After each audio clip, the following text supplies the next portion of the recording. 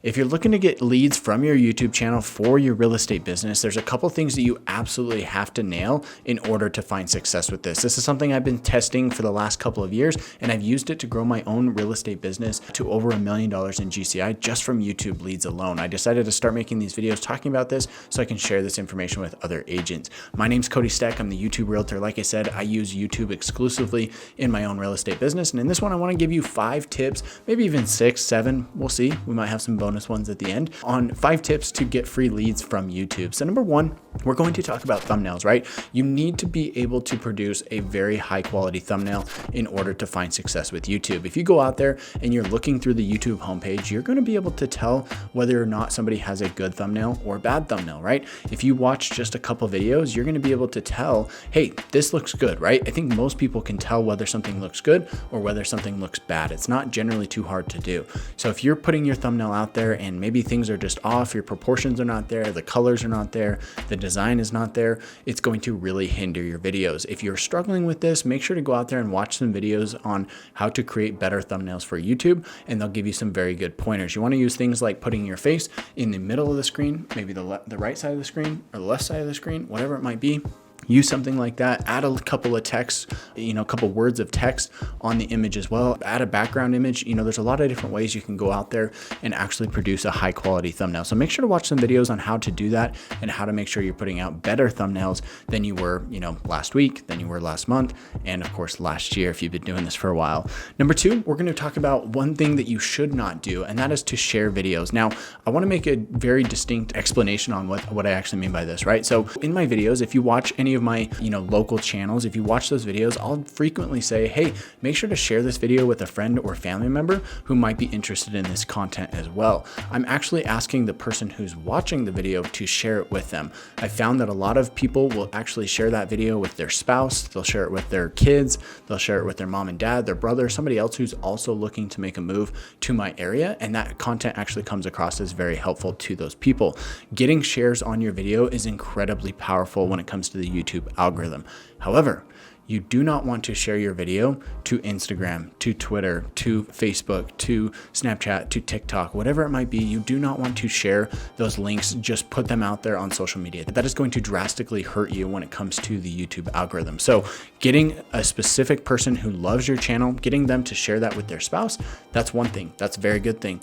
If you are sharing your video, going out there, posting it on your Facebook profile, that's going to be a very bad thing. So make sure not to do that if you don't want to hurt your channel. Next up, the third item I want to talk about here on our list is that you need to name your channel appropriately so that people know exactly what they're going to get when they find your videos or they find your channel, right? For instance, my channel is named Living in Salt Lake City, Utah, right? And then I also have another one, Living in St. George, Utah, right? These are just very general terms. So when somebody types in my channel name or they type in one of my videos or they come across one of my videos, they're going to see that, hey, this channel is all about living in that area, and here's what you need to know. That gives you all the information right up front. You don't necessarily want to make it your name because your name is not going to be something that's searchable. Unless you're Ryan Serhant or another major, influencer, you're not going to be getting searches based off of your name. You're going to be getting searches based off of the city that you live in and what people are actually searching for within that city. Number 4 on our list, I want you to make different types of videos that are going to appeal to different people. When you go out there and you start making videos, you're going to get a lot of people who are attracted to the type of person that you are, but you're also going to get people who are interested in one thing that are not interested in another thing. So for instance, the easiest way to think about this is to really break it down into 4 different sections of topics that you can think about or talk about.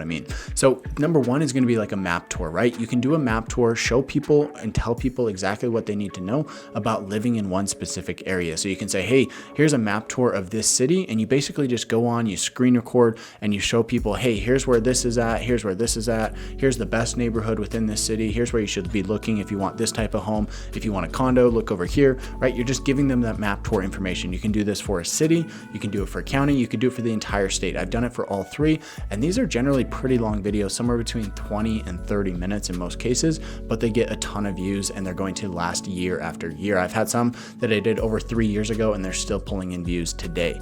So that's number 1. Number two is going to be vlog style videos, right? So you can make videos about, hey, here's a day in the life of what it's like to live here in my city. Or perhaps it's going to be, a video tour of what it's like to live in a particular city, right? So you're going to be out there in the field saying, here's what it's like to live in Salt Lake. Here's the different sites. You're going to be driving in your car, getting B-roll footage of those particular areas, showing people exactly what they need to know when moving to your area. You're going to show them the sidewalks, the trees, the landscaping, the types of homes you'll get, and just add in commentary along the way. Hey, here's what you're going to get. Here's what home prices are going to be. Here's what you can expect from this area. So those vlog videos are very, very good at converting people because people absolutely love it. I get so much feedback from my own clients who say, hey, I just love the videos that you do of these different areas. It's super helpful in allowing me to get really familiar with that particular city.